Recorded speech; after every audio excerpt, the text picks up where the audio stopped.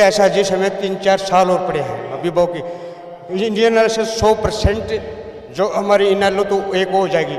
इसके अलावा कांग्रेस बीजेपी के सबके छोड़ के जो चौधरी देवीलाल ने सन 86 में वो संघर्ष किया था और 87 में फुल लहर से 85 सीटें आई थी, तो तकरीबन वही लहर दोबारा आ जानी है जी। और अभ्या के नेतृत्व में, हाँ जी बिल्कुल जी, क्योंकि एक ये सच्चा वो है और इसका मैं बहुत फैन हूँ जी।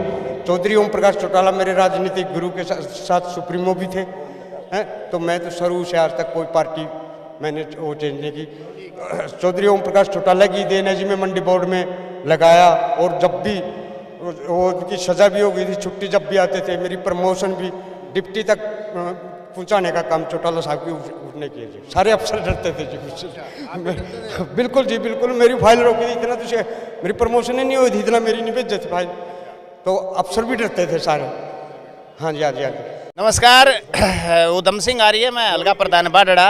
और ये देखो, ये लग रहा है हमको पूरी तरह से हरियाणा इनेलो के रंग में पुनः रंगता जा रहा है। और स्वर्गीय चौधरी ओम प्रकाश चौटाला जी की जो प्रथम पुण्यतिथि है, आज यहाँ पे आप देख रहे हो किस प्रकार से हरियाणा के कोने कोने से, चाहे पंचकुला से पलवल की बात करें, चाहे मोरनी हिल्स तक के लोग यहाँ पे आपको दिखाई देंगे। सच्चा कार्यकर्ता जो इंडियन नेशनल लोक दल का है वो पुनः खड़ा हो गया है। और आने वाला 2029 हम चैलेंज करते हैं इंडियन नेशनल लोक दल का होगा। हरियाणा प्रदेश के मुख्यमंत्री चौधरी अभय सिंह चौटाला जी होंगे। ओम प्रकाश चौटाला जी को कितना मिस करते हैं आप लोग? देखिए, पूज्य चौधरी साहब ने जो कुछ दिया, हरियाणा ही नहीं, आप हिंदुस्तान की राजनीति की बात करो, मतलब चौधरी देवीलाल के घर में पैदा हुए, उनके पिता जरूर उप प्रधानमंत्री थे, लेकिन संघर्ष के रास्ते से उन्होंने अपना सब कुछ बनाया। संघर्ष करना सीखे तो चौधरी ओम प्रकाश चौटाला से सीखे, संगठन की समझ सीखे तो चौधरी ओम प्रकाश चौटाला से सीखे।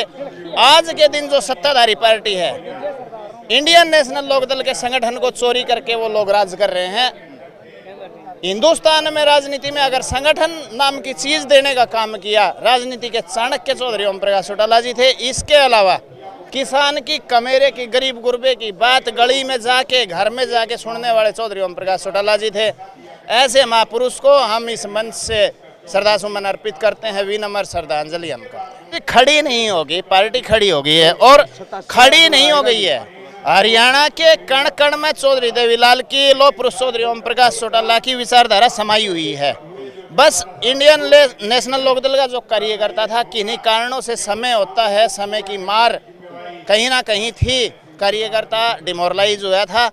पुणे से हरियाणा का कण कण चौधरी देवीलाल और चौधरी ओम प्रकाश चौटाला जी को पुकार रहा है। इस हरियाणा को इंडियन नेशनल लोकदल की बहुत जरूरत है जी। चौटाला साहब जैसे तो संघर्षशील कोई भी नेता नहीं हुआ आज तक। चौधरी देवीलाल की विरासत को आगे चौटाला साहब ने, उनकी नीतियों पर वो चले और उसी पर अभय सिंह जी चल रहे हैं। ये बिल्कुल सच्चे और ईमानदार, और जो कह दिया तो मुँह पे कह दिया और नहीं हुआ तो ना सही। बस इनमें यही खूबी है जी।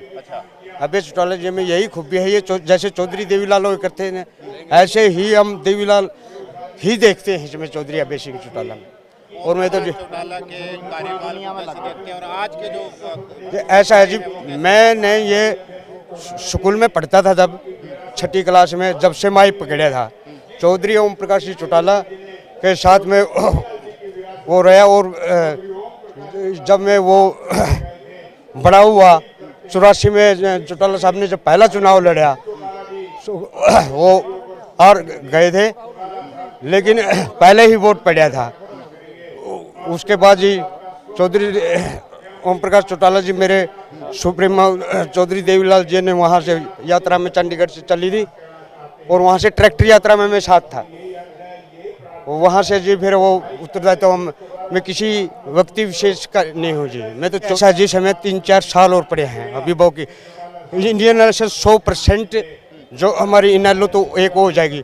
इसके अलावा कांग्रेस बीजेपी के सबके छोड़ के जो चौधरी देवीलाल ने सन 86 में वो संघर्ष किया था और 87 में फुल लहर से 85 सीटें आई थी, तो तकरीबन वही लहर दोबारा आ जानी है जी। और अभ्या के नेतृत्व में, हाँ जी बिल्कुल जी, क्योंकि एक ये सच्चा वो है और इसका मैं बहुत फैन हूँ जी।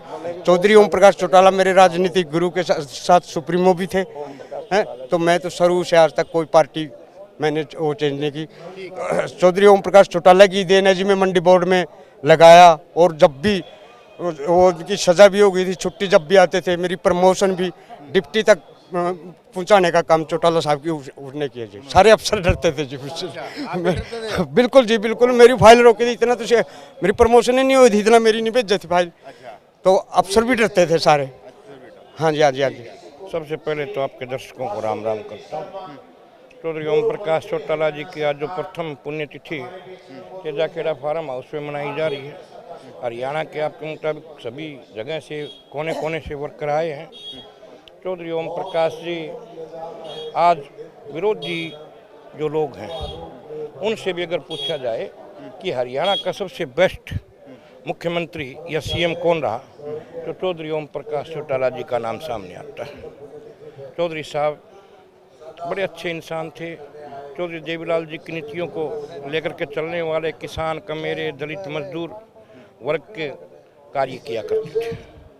अपने मुख्यमंत्री काल में, जैसा कि सर्वविदित है, पूरा हरियाणा जानता है कि उन्होंने सरकार आपके द्वार जो कार्यक्रम किया था कि लोगों के बीच पहुंच के लोगों की समस्याएं सुनते थे, उनके साथ पूरे अधिकारियों का अमला जमला होता था और समस्याओं का निदान और निराकरण वही मौके पे किया करते थे। और हरियाणा प्रदेश की जनता को महसूस हुआ कि अपना मुख्यमंत्री, जनता का मुख्यमंत्री अगर कोई था तो चौधरी ओम प्रकाश चौटाला जी थे। आप लोगों ने चौटाला साहब की सरकार बड़ी करीब से देखी है।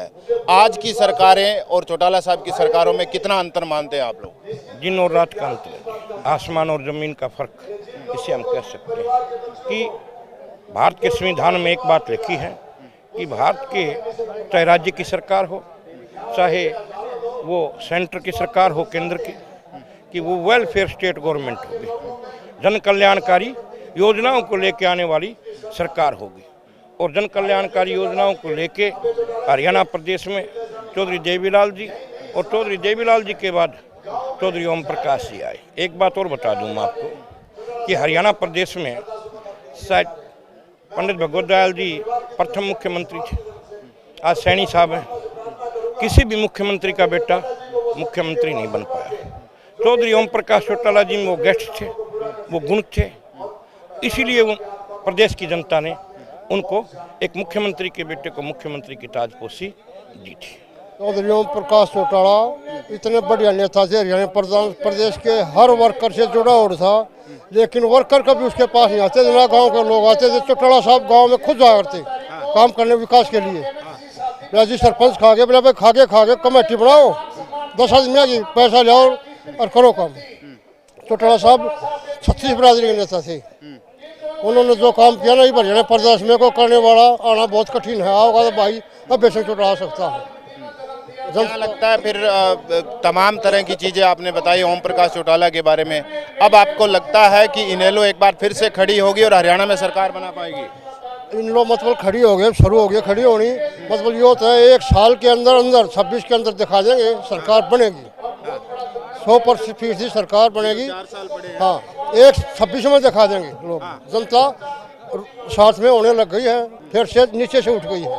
जो कार्यकर्ताओं के प्रति ओम प्रकाश चौटाला का प्यार था, क्या वो आज के वक्त अभय सिंह चौटाला दिखाते हैं उतना प्यार कार्यकर्ताओं के प्रति? मतलब दिखाते हैं, अभी तो दिखाओ आगे का पता नहीं, फिलहाल तो दिखा रहे हैं प्यार कार्यकर्ताओं के साथ। और इसलिए पुराने कार्यकर्ता सभी अभय सिंह के साथ जुड़ चुके हैं। और कई भाई जेजेपी पार्टी को छोड़कर इन लोगों को रोहतक से ज्वाइन करे, कलोई हल्के से, प्रदीप जायसवाल वगैरह।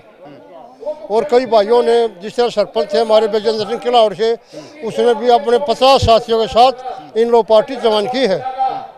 और दिन रात एक मेहनत करने लग रहे हैं, भगवान जरूर सुनेगा इनकी। तो आपको उम्मीद है कि एक बार फिर से वापसी होगी? हमको उम्मीद है वापसी होगी। और हम न्योता हैं, एक बार बेशंक देवलाल जी का राज देख लिया, ओम प्रकाश चौटाला साहब को देख लिया, एक बार इसका राज और देखना था, और जीत गया तो हम तो जिताओगे, वो तो बाकी परमात्मा की बात है।